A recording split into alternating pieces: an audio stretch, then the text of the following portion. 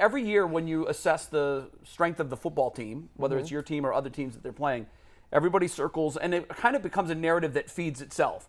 Everybody's talking about the receivers and the linebackers and the interior front of the defensive line. And I think that's been the case here. We've quickly identified where I don't want to say where they're weak, where there's concern, and in some cases, major concern. But they appear to be weak. I don't think is unfair. Well, appear they might not be. Yeah, but, appear. That's why I say it's perception right now. Cynthia's point. I remember that talking to gamblers that make a living on this, they always say, "I don't bet the first 4 weeks of the season. Why would you do that?" It's all about available analytics piles, and that's why Cynthia said, it's the first game of the season, so when I run my models, there's a lot of unknowns. Yeah, sure. In week 10, there's fewer unknowns. Is this team going to gel? Is they going to have a good vibe? You can't quantify that kind of stuff. You remember last year, everybody after week 4 was saying this defense might be the worst defense we've ever had. Right. And then look what we had the last 6 to 8 games of the season. Joe Woods figured it out. Yeah. The defense ended up being one of the strengths of the team. So personally, we don't know yet. But personally, I'm much more concerned about defensive tackle than I am about wide receiver. I know you guys have been on wide receiver. I'm not overly concerned about wide receiver. I'm not saying I love their wide receiving core, but I'm not that concerned personally. I'm much more concerned about defensive tackle. To me, it's the bigger issue. I'll say that because you have an established guy in Amari Cooper. You got guys. David Bell caught the ball well. Looks like and they have tight ends. Yeah. You see why they gave David Njoku money. And David Bell, I have much more hope for David Bell than any of the defensive tackle options. I do too. But that D tackle room, I play defensive line. Yeah. And if you can't stop the run, it's one of the most painful things in your life because it's 3 yards, 5 yards, 6 yards. Brutal to watch, too. Well, it was the second preseason game, I believe, Philadelphia, where it was, I think they had 2 or 3 drives where it was just 80 yards, 12 plays, touchdown. 80 yards, 12 plays, touchdown. That's death to a football team. That is slow death. Your defense gets exhausted, and then they get exposed in other ways in the second half. I'll qualify something that I said. I am concerned greatly about the wide receivers, and it's part because of what the clay is, what the mold of clay is that they have to work with. The other reason I'm very concerned is who's at the wheel, and I don't mean the quarterback. Were the wide receivers great last year? And there were 2 great wide receivers on the roster. This, for whatever reason, Stefanski has not proven yet that he can consistently get the ball to wide receivers in creative ways. That's completely fair. Yeah, so that's why my biggest area of concern is the wide receiver room. Not necessarily because of the talent they have, although when you look at it, it is lacking any name power. And I'm not sold on Donovan Peoples-Jones. I'm not sold on Anthony Schwartz. And I think of equal concern is the offensive coordinator, quite frankly. I was watching my man Ken Carman. I know a lot of people think I hate Ken. I don't hate Ken. We kind of bust each other's Why chops would anybody think that? Because we have our history of busting each other's cojones well, on that's the air. Good business for the radio station. I certainly don't hate him personally. I bust his chops. Now, me on the other hand, always talking. See what I did right there? Shout out to Ken. Ken's very good at what he does. And yesterday, by the way, I didn't mention it was the 11th anniversary of the radio station, so I was. Oh, yesterday was. Yeah, yesterday was. Okay. So, but anyway, I saw him on TV. He was doing his. He and the guys were doing some predictions on the Browns, and he made a comment about how he thinks the Bengals might go a little backwards because Zach Taylor. He questions him as a coach. And I don't think the Bengals are going to go backwards, but I agree with him that Zach Taylor, I question him as a coach too. I don't think he's that good a coach. I think the Bengals have the talent to overcome him. And I thought about it. I said, well, it's the same thing with the Browns. As you just said, we all got hot and bothered for Stefanski his rookie year as a coach. He did a pretty good job, and he took a team that had not done any winning, just like with Baker, right? Like Baker won that one playoff game, so a lot of our fans decided, we can't get rid of him. He won a playoff game. And to a lesser degree, the coach got the same pass. Yeah. And I think the rest of us are all like, okay, well, he sucked last year, and he better figure it out. That's where the spotlight glares hottest this year. That in my mind, that's where the glare of the spotlight is going to be. I don't want to hear about no 3-8 with Jacoby Brissett. We better win some games. I'm going to tell you this. If you go and put in the chat, people know in the chat, you know what it is. How many times have you gone and watched the 4 o'clock game for the other team? Browns play at 1. You go watch at 4.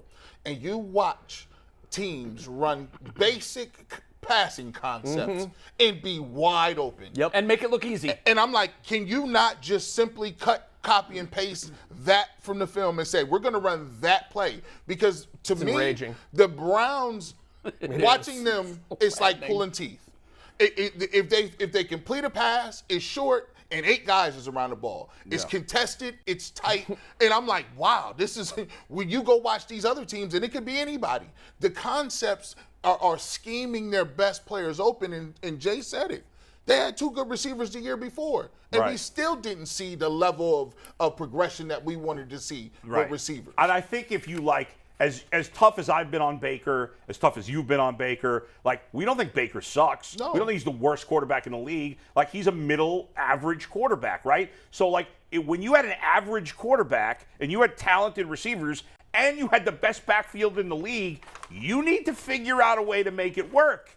And I understand Brissett's not as good as Baker, but still, there are plenty of mediocre quarterbacks in the league that are able to put up some big numbers sometimes, even if the team doesn't always win, but they're putting up numbers because, as you say, they're scheming guys open, and Stefanski, to this point, hasn't done a great job. He's got to do it this year. Is he overly infatuated with this whole tight end concept?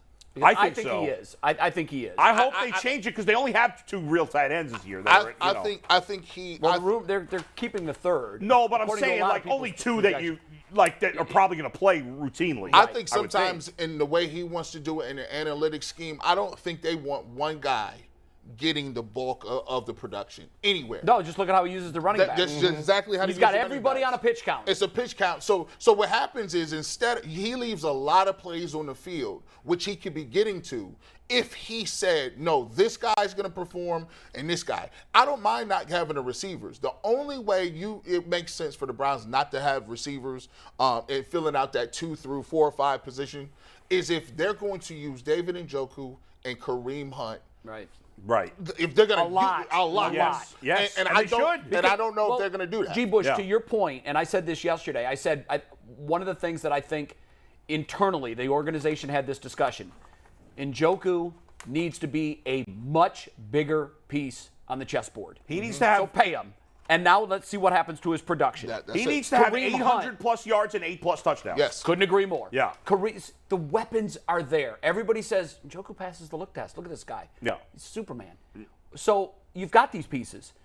My guess is maybe it was DePodesta. I don't know. Maybe it was an analytics angle where they said, guys, you got these Jaguars, and you're using them to go to church on Sunday. I know, yeah. Nonsense. That's your best one. Let's take this thing down the boulevard on a go. Friday night with the lights flashing and the horn blaring. Yeah. And let's use these guys. They're Pro Bowl talents. And Jay, to your point and to G's point, to me, I listen to you a lot. The great NFL coaches and play callers don't have a set system or don't have a set, Bill Belichick runs I know it's not running a different offense, but it feels like he runs a new offense every week. It's because he adjusts. What he does is, and I was fascinated, I had a conversation with Eric Mangini once about this. Yeah. Mangini was hired by the 49ers, and I need to follow up with Eric and ask him about this. He was hired not as a defensive coordinator. What he was hired to do when he was working with the 49ers was to look at the opposing team's defense. Adjust accordingly. And consult the coaches how you would attack that. Right. So it was almost like reverse engineering, and that's what Bill does in New England. Yeah. Bill Long says, that's why having his players, unless it was Tom Brady, was maddening on offense for fantasy. Because you never wanted those guys in fantasy. If the analytics tell you that this team is 3rd in the league against the rush, guess what he's going to do? That's right. He's going to run the ball 5 times. How many times would you have James White one week has 10 catches for 90 yards, and the next game he doesn't see the ball? Doesn't touch the ball. It's not a great thing is everyone in the league, we all know that he loves running a tight end, really heavy tight end offense. Yeah. If we all know that, you know who else does that is coaches for other teams. There's no creativity. We've seen no creativity in this offense. And and Andy Reid does this too. I don't want to give just the credit to Bill, but what Bill I think has done better than any other coach in the history, and he's changed the way other coaches game plan, is he doesn't have a set offense. You're right. He's not about, coming at you one way. Right. His offense is this. What is the opponent weak on? Right. And if they take advantage of if they can't cover tight ends over the middle of the field, then his tight ends are going to have 14, 15 catches for 200 yards and a couple touchdowns. Right. If they can't stop the end sweeps, then he's going to give them a heavy dose of end sweeps from the time they get off the bus. Yeah. And I think too often last year, it was Stefanski trying to fit a square peg into a round hole. Yes. The analytics and the weakness of the defense might have been one thing, but he was just like, no, that's not what we do. We do this. It's up to them to stop And by the it. way, we need and to they did. And we need to do that on defense too. Like, I don't think Joe Woods was being all that creative last year either. Oh, no. That in the first part of the year, and this is another thing that scares me. Yeah. Joe Woods has the defense. He has his pieces and parts. No doubt. They've given him all the vegetables and fresh produce that he wants. I need a great meal from day one, from the appetizers on. I need that. And the reason is because I'm counting on Myles Garrett and the rest of those guys to carry me to a point where Stefanski can even figure out what's the best offense for Jacoby Brissett. Because let's be clear, Jacoby Brissett has played like 3 snaps. And he didn't look all that great. Yeah. And when you going on these games and you need to be and consistently in these games, I need Joe Woods to say, look, it's okay if I could be aggressive from day one. Don't sit back. Yeah, they need to blitz more. They never blitz.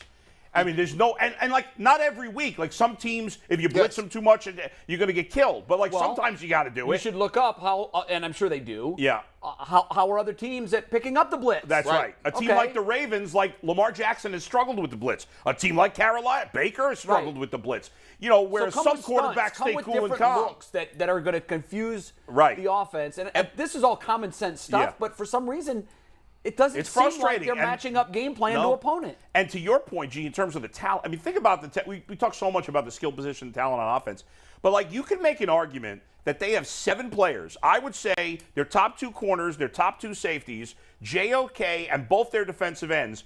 Like, if you told me any of those 7 guys made a Pro Bowl, I would not be surprised. I'm with you. That's 7 guys. Yeah. Maybe it's a little stretch on JOK, maybe a little stretch on Delpit, but I think it's possible. You I probably think have they're 5 on talented enough. offense, Bull. Yeah. Maybe 6. So if you have 7 guys that could potentially be Pro Bowlers No and none of us would excuses. be surprised, Yeah. you better be a top 5 defense. If it happens where it's 3 and 8, I don't want to No hear excuse. anybody. I don't want to hear No, anybody I'm not giving say it passes. anything. No, I can't nobody. care. No, I'm not talking about you. I'm talking about the coaching staff. Well, you know, this is what happens when you have to roll with a backup quarterback. Yeah. No, I don't want to hear that. It doesn't. You had plenty of time to fix that position. That's right. And you did nothing. So now this is what we have. You knew that Watson was going to be suspended. You didn't know how many games, but you knew he was going to be suspended. miss This time. is always the easy test. Just ask yourself, what if the Steelers had Nick Chubb? What if the Patriots had Kareem Hunt? Well, to your point, look how they use Najee Harris, who's not the talent that Nick Chubb is. He's a good back. People not a think great, he is because his numbers are so big Right. because they use him. They use him. So now, to be fair, they don't have Kareem Hunt on their roster. No, but they've got a bad still. offensive line, too. Yeah. So you wouldn't That's think that true. you could put up those kind of numbers. But Yeah. Nuggets,